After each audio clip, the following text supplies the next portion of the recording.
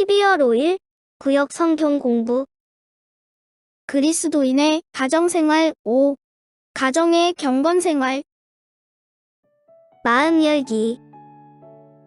미국 여성 최초의 노벨 문학상 수상자인 펄벅 여사는 선교사인 아버지를 따라 중국에서 어린 시절을 보냈습니다. 어느 해 심한 가뭄이 들었을 때입니다. 마을에는 백인이었던 펄벅의 어머니가 신을 분노하게 만들어 가뭄이 계속된다는 소문이 돌았습니다. 어느 날 사람들은 무기가 될 만한 문기구를 가지고 펄벅의 집으로 몰려왔습니다. 그 소식을 들은 어머니는 펄벅에게 차를 따르게 하고 케이크와 과일을 접시에 담게 했습니다. 잠시 뒤 몽둥이를 든 사람들이 단숨에 거실로 몰려왔습니다. 굳게 잠겨있을 것이라고 여겼던 문이 열리있자 어리둥절한 얼굴로 방 안을 들여다보았습니다. 그때 펄벅의 어머니는 정말 잘 오셨어요. 어서 들어와서 차라도 한 잔 드세요. 하며 정중히 차를 권했습니다. 그들은 멈칫거리다가 못 이기는 척 방으로 들어와 차를 마시고 케이크를 먹은 후 그냥 돌아갔습니다.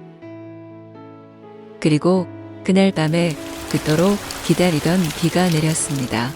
훗날 어머니는 어른이 된 펄벅 여사에게 그날 밤의 두려움을 들려주며 만약 도망칠 곳이 없는 막다른 골목이 아니었다면 그런 용기가 나지 않았을 것이라고 말했습니다.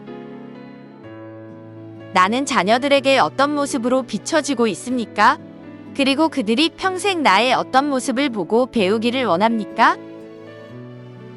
성경과의 만남. 오늘날 많은 사람들은 교회의 위기를 말합니다. 교회마다 사람들이 모이지 않는다고 아우성을 치고 있습니다.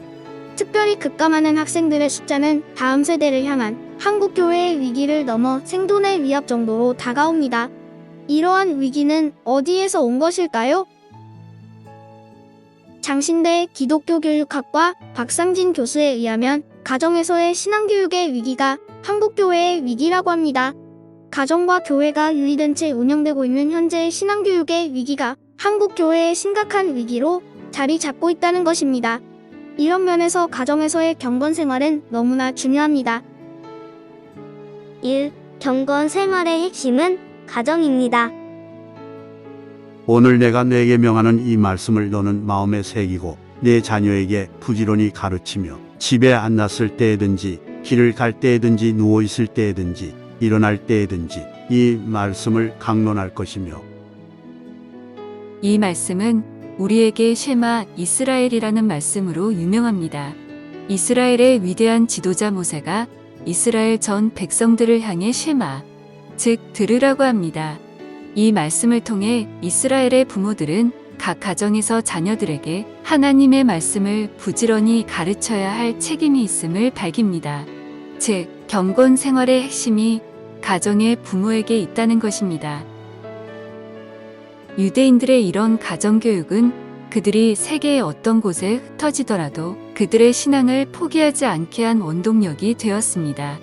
그들은 2000년간 나라를 잃어버리고 세계를 방황하였지만, 그리고 이런 중에 히틀러의 나치에 의해 600만 명이 죽어갔지만 그들은 결단코 그들의 신앙을 포기하지 않았고 오늘까지 그들의 정체성을 지켜오고 있습니다.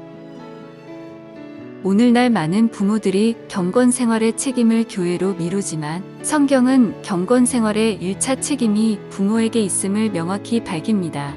그러므로 가정에서 부모들은 가정 예배, 기도 훈련, 말씀 묵상, 헌금 교육 등을 반드시 실시해야 합니다. 그리고 부모는 말과 삶의 가장 근본적인 부분부터 자녀들에게 모범이 되어야 합니다. 자녀들은 부모의 모습을 그대로 배우기 때문입니다. 온 지방과 더불어 하나님을 경외해야 합니다. 그가 경건하여 온 지방과 더불어 하나님을 경외하며 백성을 많이 구제하고 하나님께 항상 기도하더니. 고넬료는 로마 군사 100명을 거느린 지휘관이었습니다. 피지배 그룹인 유대인들에게 그는 거북한 사람이었을 것입니다. 더구나 그는 이방인이었습니다. 하나님을 섬기기에 그의 외적 환경은 아주 좋지 못했습니다. 그러나 성경은 그가 경건하여 온 집안과 더불어 하나님을 경외하며 백성을 많이 구제하고 하나님께 항상 기도하였다라고 소개합니다.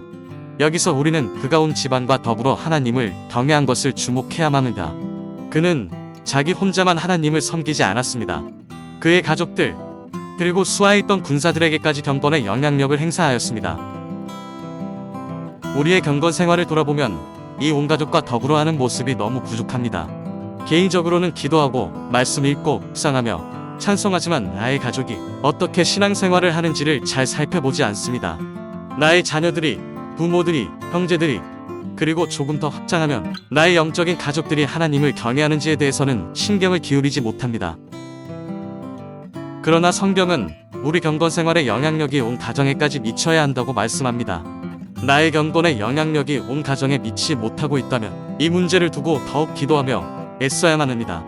하나님은 나의 경건의 영향력이 많은 가족에게 번져가기를 원하십니다. 열매 맺기. 아래의 세 가지 질문 중 하나를 선택해서 나누어 봅시다. 1. 가정에서 자녀 신앙 양육을 어떻게 할 수 있을지 가정 예배 계획 등을 세워보세요. 2. 온 가족이 함께 경건의 모습이 자라가기 위해 내가 힘쓸 부분은 무엇인가요? 3. 나의 말과 행동은 가족에게 어떤 영향력을 끼치고 있나요?